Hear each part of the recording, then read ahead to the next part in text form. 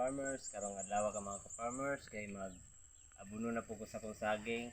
Ang 40 days na siya akong saging mga ka-farmers. Then ang akong gamit nga abuno kay urea lang sa gyapon siya kay gamay pa man.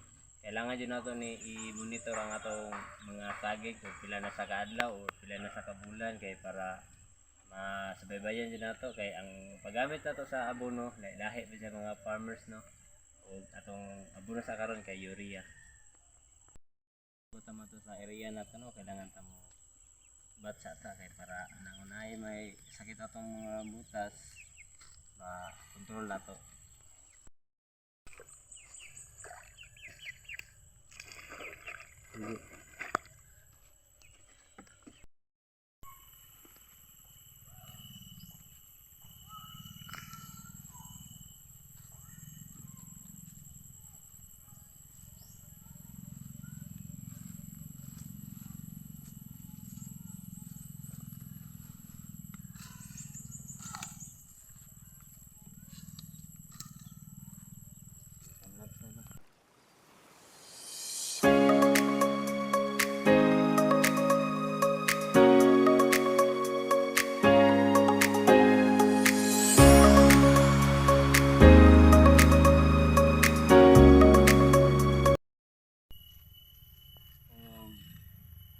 Para to mga farmers, please like and share.